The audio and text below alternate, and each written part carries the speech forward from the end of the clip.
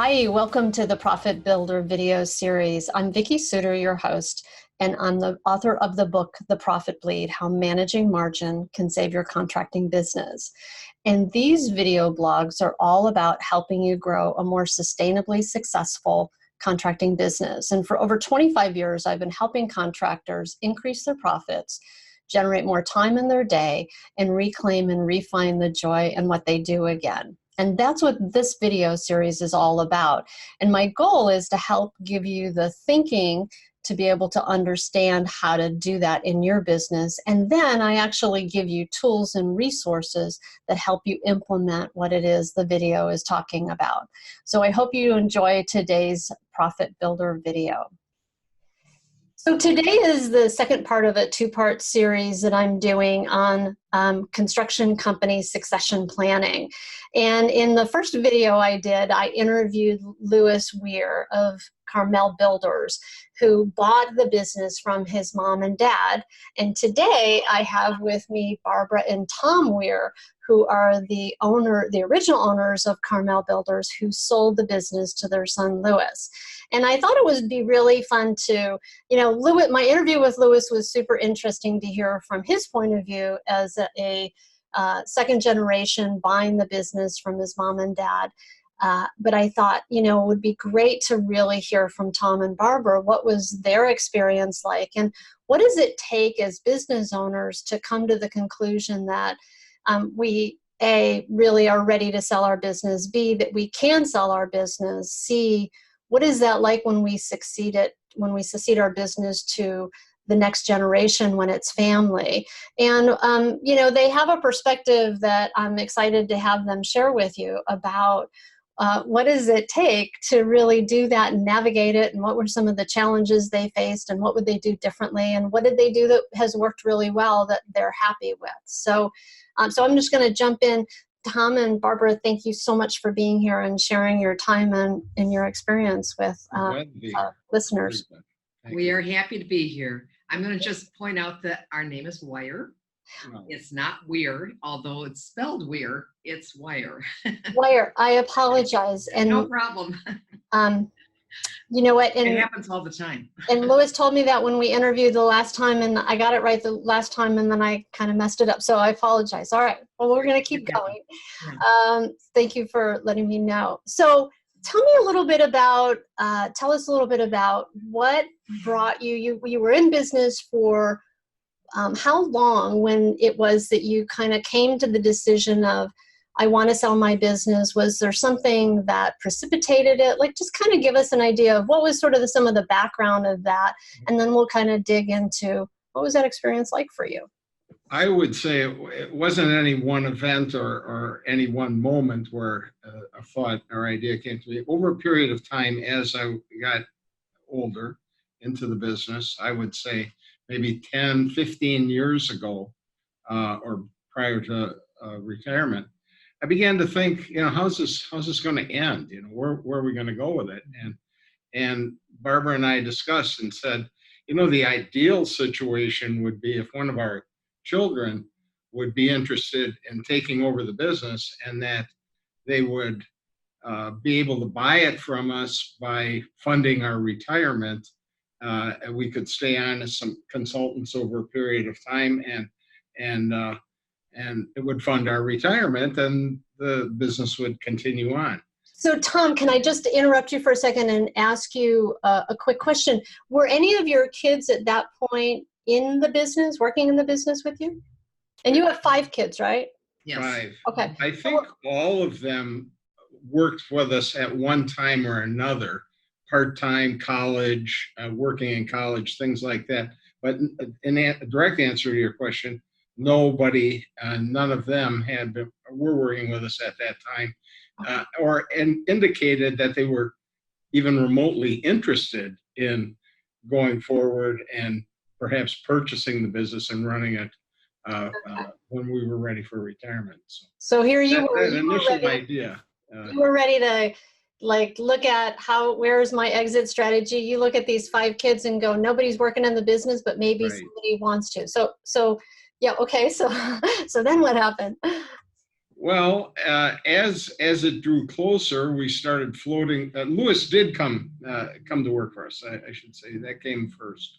Lewis did come to work for us, and through a series of events and decisions on his part, and he started taking a genuine interest in the business, and we floated the idea past him several times, and at first, it was, well, maybe, I don't know, it was lukewarm at best. But over time, the idea began to grow with him. And actually, we had asked him to help us with our accounting systems after I came on board, which was in the fall of 2002. I could see there was a lot of work that we needed to do to get our QuickBooks in better shape and to utilize it more fully. Lewis was trained with accounting when he had received his degree, and he knew a lot more about how to set this up than we did. So he moved back to the area, which was not part of our plan. It was something that just happened for him. And when he moved back to the area, we asked him if he would step into the office and work part-time for us to get things in order. Okay. At that time, we discussed, and I mentioned to Tom, I felt we needed another person working alongside of him that could assist us with building our sales and increasing our sales. And so we spoke to him about that after he had been working part-time for a while. And he really gave it some thought. And it was at that point, he didn't give us a quick answer. He gave it thought.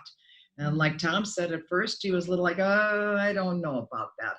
But then he came back and he said, you know, I've been thinking about this, and yes, I'd like to give it a try. Now, a few years later, he had a little bit of backpedaling that went on. Okay. Maybe we'll get to that later. Okay. But at that time, he said, yes, he did want to do that. Okay. All right. And so when he came on board, we call it our restructuring at that time. Okay. And at that, going forward from that time, our day-to-day conversations and started to go in that direction. We talked about, well, when this happens, or you can this might be the case, or you might want to do things this way, and that it became part of our communication, our daily, weekly, monthly communication. It was not a foreign subject anymore. It was something we started becoming comfortable with. All right, great. So you realized you were looking to start to look at what's my retirement strategy, and would any of the kids be interested in coming into the business? At first it was no, and then Lewis, who is your oldest, said, okay, yeah, maybe we can do this. Right. So then I know that from our discussion, and also from Lewis. So how did you go, so just talk about how did that process then unfold in doing this? And I know that there were some things along the way that were kind of hiccups for you guys, and just maybe talk a little bit, I'll dig a little bit deeper in terms of, I think there's always the financial side of it and people are curious about that and what have you, but maybe if you could just talk about how was this process for you once you sort of came to, okay, Lewis said, yes, I'd consider this. Then how did that unfold for you guys? Well, I think we said at one point in time, we need to find somebody that can help us steer through this and navigate what this all means. And our first step with that really was being involved in a group called the Alternative Board. And I don't know if that's something you've ever heard of, but it's an organization that gets like companies together, and they're coached on what they need to do to establish a more successful company and a more well-balanced company and everything that's involved in having a business, a growing business. And that certainly includes the discussion of the financials too, but planning goals and setting strategies. So I joined the Alternative Board, and through that process, we were led to the fact that we needed to find somebody that couldn't help us navigate through this idea of succession. Mm-hmm. And so we just amongst ourselves, I said, look, why don't the three of us each pick somebody to interview, to talk and present our thoughts to, and see what comes of it. How did you find somebody? Well, I selected somebody. I was very involved with our Milwaukee chapter of NARI, and had been involved in strategic planning sessions there for several years. And I said, I'm going to speak to the facilitator who led the strategic planning portion of our work there for those years, and see if I could get a referral. So that's how I chose my person to bring to the table. Barbara? We had decided that we would each try to find a person, and mine kind of dropped in my lap. I went to a networking event and met Peter Gersh, who at that time the name of his company was Cathedral Consulting. Since then it's now Gersh Consulting. And I really liked him, and he explained to me the business that he was involved with, and that he was a business consultant for small family-owned businesses specifically. That was his specialty. And I thought he would be an excellent choice for us to interview, because our thought was we'd each have an opportunity to pick somebody, and then we'd interview them together and come to a conclusion. Mm-hmm. And the person that Lewis chose was someone that he had been referred to, as I recall.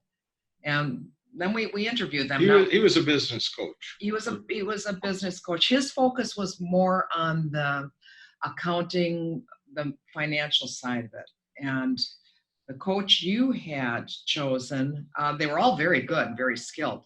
The coach the person you had chosen focused more on coaching itself and developing strategies. And leadership. Yes. And development and that type of thing. Okay. Gersh Consulting, or at that time Cathedral, seemed to have all of those attributes, and they had the added benefit of focusing on small businesses, family-owned businesses, right? Yeah. Mm-hmm. They understood. It was clear to all three of us that he understood the dynamics of what that was: parents, eldest son, running a business, the emotions, the dynamics that are involved there. He stood out. Okay. So and I remember Lewis talking a little bit about this too. So the person that you chose, ultimately, it wasn't just somebody who had coaching skills, business skills, the numbers kind of skills, but you were looking for someone who could understand that dynamic of that relationship of family and parents and children, and succeeding within your family, and those dynamics that would come up. So that's great. So you had somebody who had all of those other skills, but also who could understand and help you navigate through that piece of it. So that's a great transition, actually, to, so what was that process like, and where were the kind of the sticking points for you, and as a family, like, what, just kind of talk about that, like, what were those things? Because those are kind of the, I don't know what I don't know is going to show up for a lot of people. Right. And that's really what it was. Yeah. We had a lot of help from Cathedral Consulting and Peter Gersh specifically. The company had a very well-developed system, and it was called a family succession planning assessment process, if I've got it right. If not, it was very close to that. Okay. And they had very specific steps that we followed to develop to narrow down what we felt we needed to accomplish. And it took quite a long time. And the very first part of it was personal interviews with us, a couple of times, where we were taken aside one by one and asked questions, and some of them kind of on the personal side, as far as your feelings, and then others that were more practical, like what would we expect and what would we be hoping for. Mm-hmm. Right. So what can you add to that? Well, I think that he was particularly skilled, and their system was particularly skilled in not allowing any of us to avoid anything. The difficult, the touchy questions, the things that you just knew were going to come across as a challenge, and did you want to face that, Will you share a couple of those? Oh, God. You don't have to share necessarily your personal answer, but like, what were some of those tough? Because I like tough questions because I think they're the things that like really get at the juicy stuff that really drives our behavior and our beliefs, right? So would you just share what are some of those questions that they asked that people who are listening to this might want to ask for themselves that maybe they haven't considered? Like specifics about, the money, how much money do you want? How much money do you think you need? How much money do you think you can afford to pay us from our perspective? Questions like that, which are very direct, and they're easy to ask in general to people at a business meeting or something, but to talk to your sibling, to your children or to your parents, and say, it's a very direct question. You shy away, you kind of struggle with asking the question and getting a straight answer. And it's an interesting thing when you develop this relationship with your children, because no matter the age of your children, you still are parent-child to some extent. Mm-hmm. And particularly when it comes to mutual ownership and developing a program where your child is going to be taking over your baby in a way, because that's what it is. This company had very humble beginnings and has grown to a very successful company. So it's kind of like it's been our baby. And so the questions did ask things like, how much involvement do you think you are going to need after you pass over succession, or and the transfer of ownership takes place? Do you feel that you will want to be involved in the business directly? Does it bother you, the thought of being told what to do by your child? Things like that. That's a good one. And it's been quite a while now since we've been through the process, and we've been fully retired now for a few years, and so it's sort of hard to remember the specifics, but it really dug into those things that can really hit you on a spot that you didn't expect, I guess. Yeah, and your answers to those things can come, you're kind of sensitive to the fact that what I'm about to say is going to sound very blunt. Mm-hmm. And I don't want it to be, and you see the reaction, and you can see it coming, and you hem and haw, and you back off a little bit.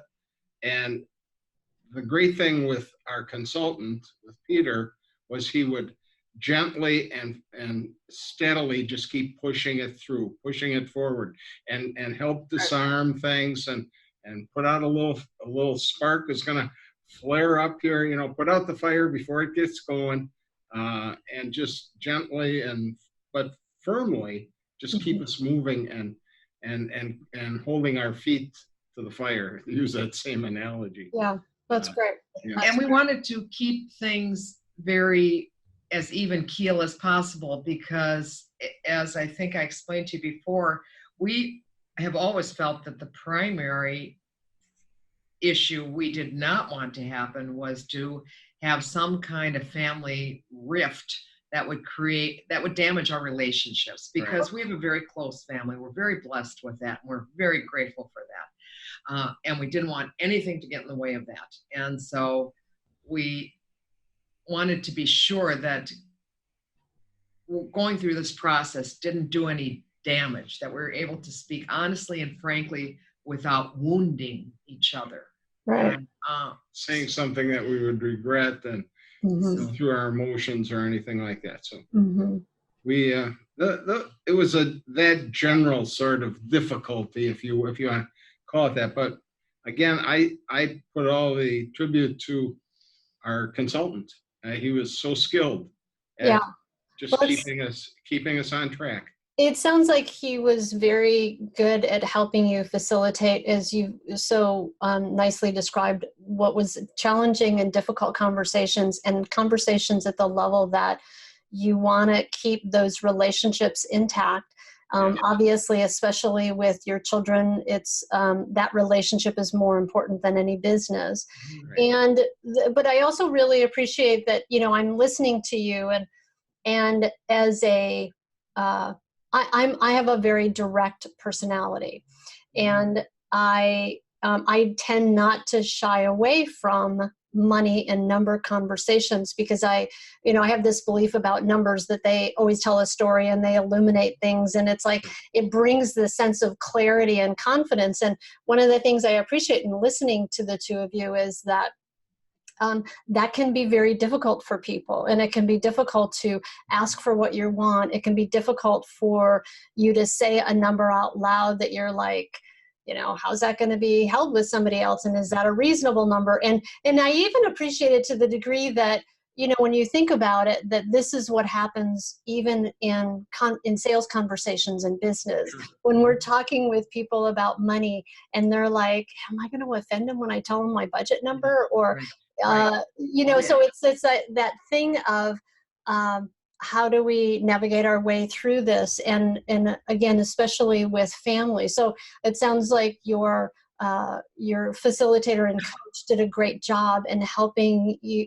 I liked what you said, that he kept pushing the conversation gently forward. Yes. And really creating a safe space for you to be able to answer the questions that would have otherwise kind of been uncomfortable to talk about. So I might add to this too, that this is one of the things that surprised me about this process, because on my business side, like the example you just brought up about speaking to a homeowner, or a customer, or a client, I had no problem with that. The numbers, this is the way it is. But here I discovered, I'm talking to my son, it kind of floored me how tentative I was, and it uncovered that within myself that I was not aware of, and it was just I think a sensitivity that I had towards him and with him. For him and everything. I get again that is only there because of father-son relationship. Sure. Yeah. No, I think the one thing that's important for people to understand, though, Vicki, is that this takes time, and it takes a commitment, and it takes money. And we have been a successful company, but we certainly were not rolling in dough. We're much more farther ahead in our financials than we were when this started. So it was a big commitment for us. And I don't know if your clients being on the West Coast and where you are in San Francisco area, if that's an issue. But I think it's important to at least mention it, because because some people, no matter where they're at, are going to balk at the money. And because they think, what do I want to spend that? I know what I'm doing in this business. Why should I have to do that? I think that's a fairly common attitude. I can take care of this. I don't need to spend that kind of money. Well, I think you have to be willing to make a commitment. Certainly, you have to be within your level of comfort. But I think that's a big issue. The time, the commitment, and the money it takes to do this. It was money well spent. No question about it. I mean, I would never look back on that. It was, we realized we got an incredible value for the money that we spent on doing this. That's great. We could not have done it any other way. That's great. And it's interesting because people in our industry, that's what they're selling, is the value. It's the value of what they do. It's not just it's the product, yes, it's the service. It's way more beyond price. Right. So yep.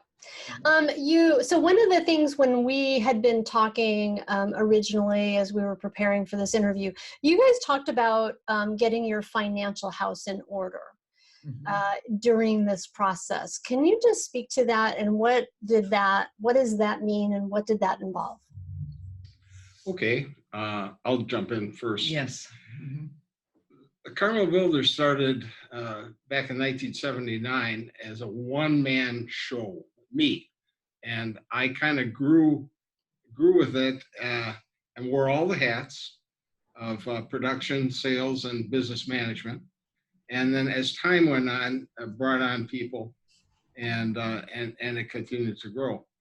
The recession in 2008 really, we were doing very well in 06, 07, and it was at that time I was really starting to think, wow, this might be a good time to start thinking about retirement. And financially, we were really flying high. '08 hit, and the bottom fell out for us here in the Midwest, and this is Everywhere. when things really got tough. Where am I going? Well, I was just saying, so I was asking about the financial, so you getting your Yes, financial yes. house in order, you had talked about that was part of what you did in this process. Sure. So in recovery from that, in the next several years, is when I think Barbara used that term about recovering, getting our financial house in order. The whole idea in '08, '09, and '10 about retirement was put on hold then because we had to recover. We had to get our finances up in order and get back, regain the things that we lost in our investments. Well, and beyond that, yes, we had to, first of all, just keep things going, and it was a Right. matter of survival, really. And that we wanted to make sure everything was okay. And gratefully, because of our reputation, we weathered that storm really quite well, a lot better than most people did. And what we needed to do, however, was to continue to look at how do we keep the ball rolling? How do we continue to stay healthy financially? That process began with the alternative board, and it moved into Cathedral Consulting as we went through the succession planning. And again, that Peter and his process took us to the next level. Lewis had a lot of knowledge of this, which was extremely beneficial as well. Yeah. So what did that involve? What did that involve when you were doing this with the consulting team and when Lewis came in and helped you? Was that you put an operating budget in place? Because I know there were some things about the elements of this that had to do with you knowing that the company could produce a certain, because I'm going to ask you in a second about how did you structure the financial side of this, because there were elements, as I recall you telling me and Lewis too, that there were elements about getting the profitability of the business at a certain level when you talk about financial house in order that related to your ability to be able to comfortably go, I'm going to make this deal with you, but I got to know that you can consistently produce a consistent profit. So what were the kind of things that you did that allowed you to do that? Well, Peter has established a financial dashboard, and at every board meeting, and we were having them every month at this point, and for many years. We started with Cathedral Consulting, we determined at the end of 2013, and we did not complete the actual succession plan until 2016, at the end of 2016, when it was really finalized and the papers were drawn up. So one of the things that he did was have this financial dashboard that helped us take a look at where we are at with our sales, with our overhead, with our gross income, our net income. We went through that every single month, and we had specific goals put in place. Okay. We were working to achieve specific goals, and we had metrics that we were evaluating. And we looked at and of course now the names of these things are just totally flying out of my head because I want to talk about them. But we looked at the financials of cash flow, the P&L, and the what's the other one? Balance sheet. Balance sheet. Yeah. And we looked at that every month, and we all compared it to the previous year, and we were very scrupulous with taking a look at that. And the budget, have we been on target with our budget that we had set? We became more fastidious about setting our budget and tried to be very realistic. Where can we pull in a little bit? Where must we let go a little bit? It was that whole process. And again, that was where we received a lot of help from Peter, because he was very good at keeping us on task. Those once a month board meetings at that time it wasn't uncommon for them to go for 2 to 3 hours regularly. And the first half was financials. We spent all of our time just drilling into everything. So And I love what you're talking about, because I mean, this is a lot of the work that I do with clients, is right on what you're talking about, is that ability to start to build a set of feedback systems. First, set goals, right? And right. then create feedback systems so that you're measuring your results against those goals, and then managing the gap between where you are and where you said you want to be.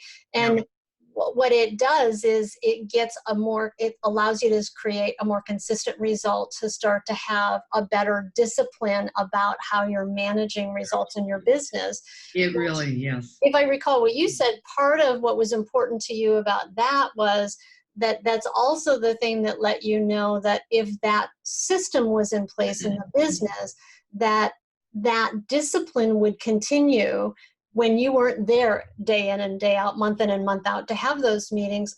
Although I believe you said you're still involved with those meetings, but that what it does is it produces a more consistent result in your business, so that you can count on that result more. So, I mean, I just want to kind of earmark this for anybody who's listening, because I think it's a super important point about when you're looking to sell the business and you're going to be bought out over time, or you're going to have, and I'm going to ask you this, we'll talk about how you arranged the financial side of your succession plan with Lewis in a second.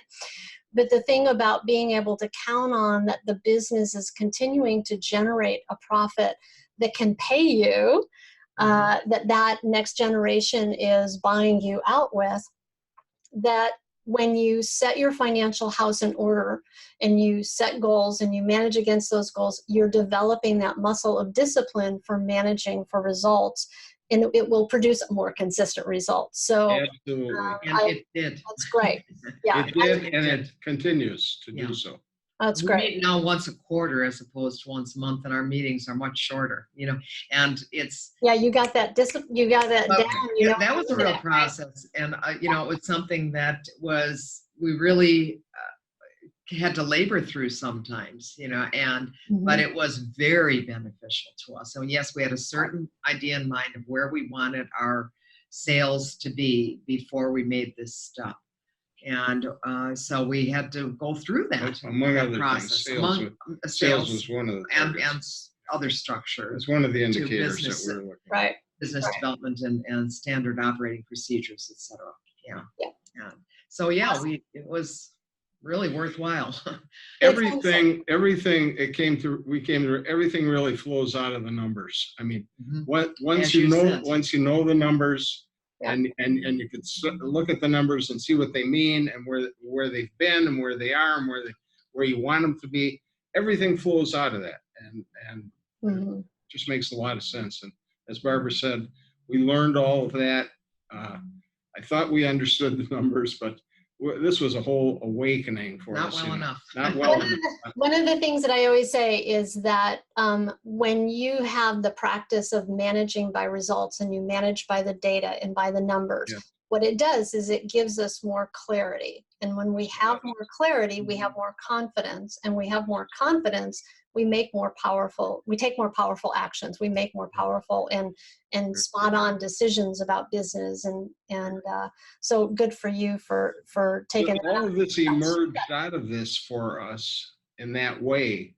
And the confidence and the decision making of how we're going to do the succession emerged, and it really came out of that structure. As Barbara said, we were meeting for several years with Peter, reviewing the numbers and going, and all of it came together with that.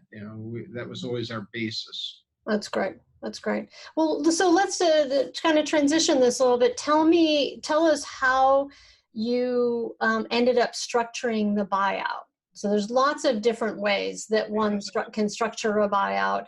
And just share with us, if you will, how you approached this. Well, again, we followed our consultant, who laid out several ideas and ways that he had worked with other families, and laid out a number for us. And actually, the model we chose was to have two different classes of stock, of voting shares and non-voting shares. And the voting shares actually were dealt with the controls of the company. And Barbara and I each received a third or 30% of those shares. So that was for a total of 60%. And Lewis received 40%. So in a coalition of decisions or control, Barbara and I together would hold the majority. So that's interesting. So what you're talking about is you own less of the company, which I want you to talk about here in a second. I know you own 6%, right? And then Lewis owns 94%. Yes. Correct. In terms of the shares that relate to profitability. But then there's this other arrangement that you established that has to do with voting shares. Yes. Right.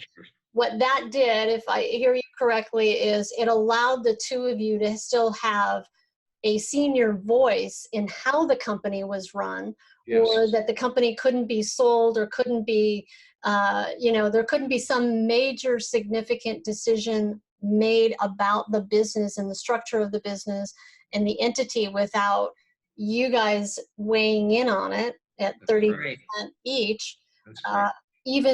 So that you could feel like you still were able to support the overall success of the company going forward, and that you weren't just leaving it to, like, who knows, Lewis has a bad day or whatever and gets sick of it and goes, I'm out of here, and sells it. We couldn't do that because Right. still have the majority voting shares. That's correct. Yes. That is correct. And that was the primary purpose of that, really, because our majority of voting shares does not allow us to interfere with the day-to-day operations.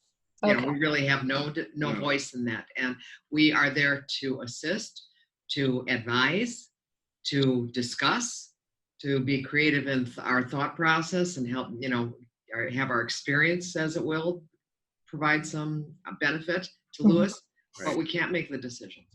So from an operational point of view, you can't, but when it comes to like the things of a corporate that require corporate voting. Yes. Okay. Yeah. All right. We're supposed to be reviewing Lewis on an annual basis too, as a board, which we haven't. Well, we haven't really done it. We did realize that we hadn't really done it, and we discussed that at a board meeting. I believe at our last board meeting, and we decided we should do that at the end of the year.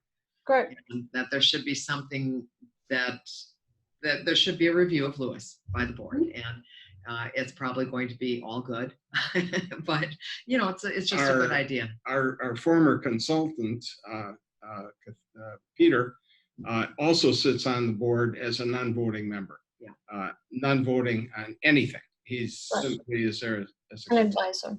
But that's been a great transition for us, because in the month-to-month and yearly operations on the board level, having Peter's experience, where all of us are comfortable with him, know him so well. That's great. It's been immeasurably helpful throughout that too, steering us through little touchy subjects and things. Yeah. So we're still family. Yeah, exactly, right? So would you talk about the financial, how did you end up, what's the financial arrangement you ended up with? Sure. In the buyout, like tell me the numbers piece of it. Well, the numbers piece that we determined that the value of the company is one times the gross profit of the year before. Okay, so that's the actual value of the company. However, the reality is that Tom and I, after 35 years at that time, 35 years of being in the business, did need to have a substantial buyout in order to keep our financial situation in place. Mm-hmm. And we had an assessment of what we needed based on our retirement monies, based on our Social Security, and based on what the company could give us. And we determined a specific number of what we felt we would need to continue the lifestyle we had spent the last 35 plus years developing. And So that was the income, actually. We That was the determined income that what our yearly income would need to be from the company. from the company. So you figured out how much you needed, and then how did you structure the deal? Well, we're on the board of directors, and we get paid very nicely for being on the board of directors. Okay. And that's really what happens. And that it protects us, and it protects Lewis. It's a firm number. It's part of it's below the line, but it's an expense that's non-negotiable. It's there. And I should say, in theory, non-negotiable. We would always be willing to discuss it if the need would arise. If the survival of the company was somehow hinged to it. Okay. And is there a time frame for that, or is it so you own how you structure the percentage ownership? You still own 6% of the bottom line, but you get paid a salary basically for being a board member. Yeah. Is there a time frame for when that goes out until, or is it indefinite? Or well, we have a couple of scenarios based upon both of us being alive, one of us not being alive. So that was all written into the agreement as well. So we covered a lot of different scenarios as far as time-wise went. okay. So you structured it so that the company is giving you a salary and profits of your 6%, those distributions. You figured out first, how much money do I need? And then how do we structure a deal within the business so that the business, we still have some involvement, right? Right. We still have voting shares. The business gives us a salary for our involvement, and the salary and the profits are sufficient to cover what is our personal, financial needs. Okay. And it also, it was something that was acceptable to Lewis too, because then he did not have to come up with a chunk of money. Mm-hmm. And we did decide, this is nothing that's written into our bylaws, but we did decide we would reevaluate as time moved on. And as we determined that our needs were less, we're still in relatively good health. We have, we think, quite a few years to go yet. And we want to enjoy these years. We've worked hard to enjoy these years. But after that stage of our life moves on, we won't have the same level of needs. So we'll look at it. We will discuss these things, and we'll be open to it as long as Tom and I just finished completing our will and our powers of attorney, make sure everything's in order there. It's all wrapped up with our trust, everything else. We've got all those ducks in a row now. And we feel really pretty good about where everything's standing right now. But it took a lot of work and a lot of time. I got to add one thing too. Something that really struck me through this process, and especially as we were starting to talk about the cost to the company and the income for ourselves. I was really struck by the fact that how much care and concern Lewis had for us, and he wanted to make sure, and he's checked up on that several times since. Is this working? Are things going well for you? Is this as we had hoped it would be? And that was very important. And it really, in a way, kind of surprised me. We never talked about stuff like that before, but then to have him ask me those kind of questions with real meaning. I was really struck by that the very first time I ever talked to Lewis, and every time since then, and we've probably chatted half a dozen times.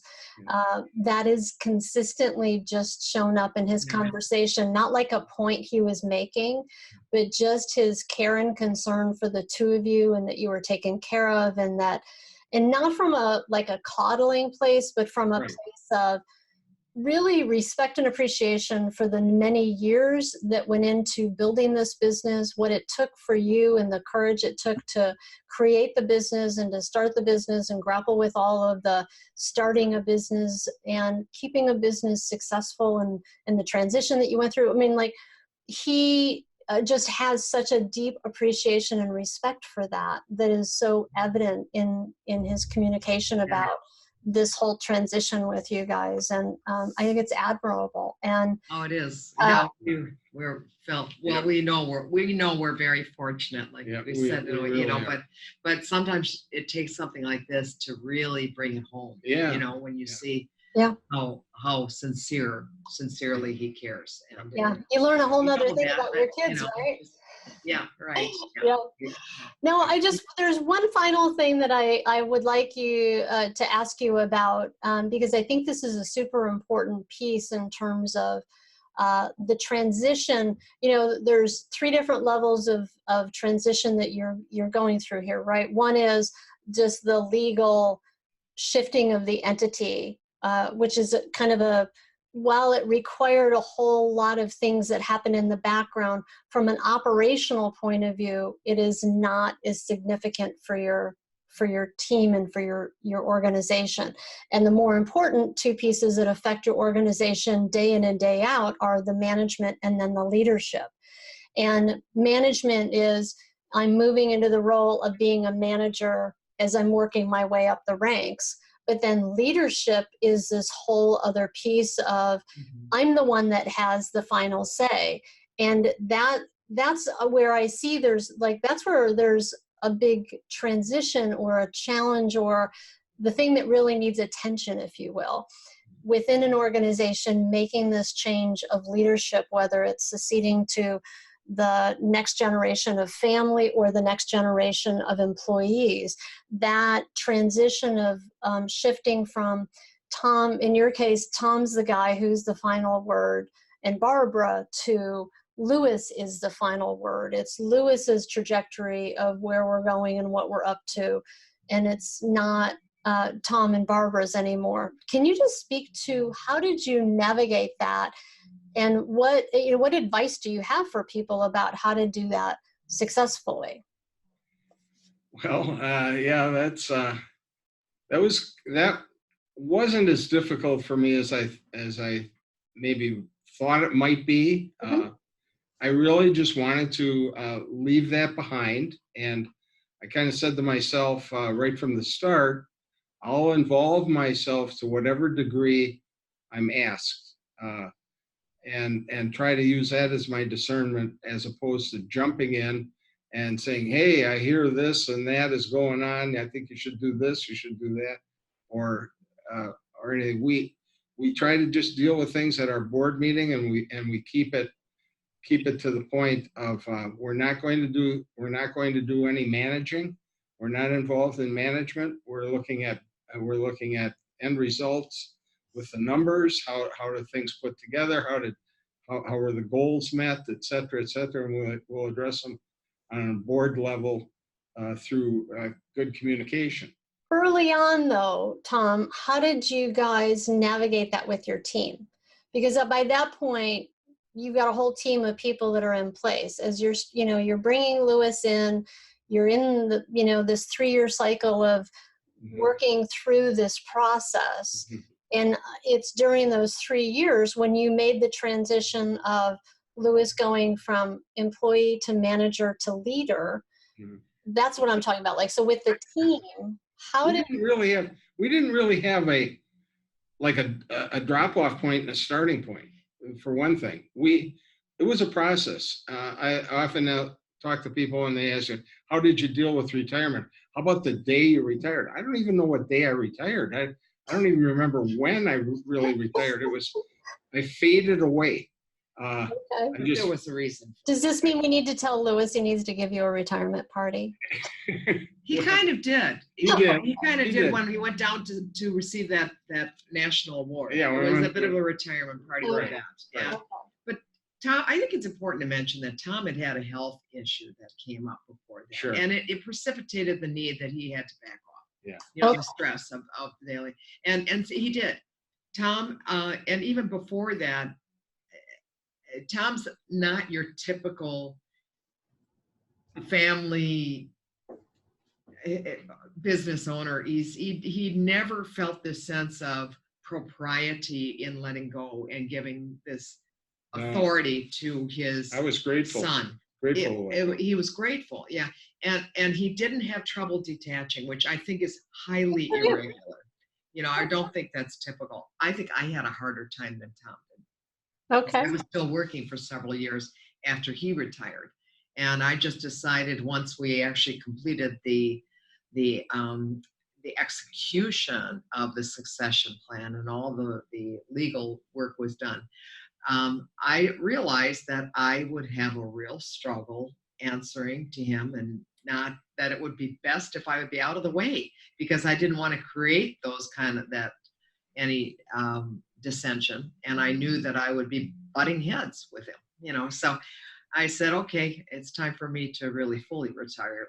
Yeah.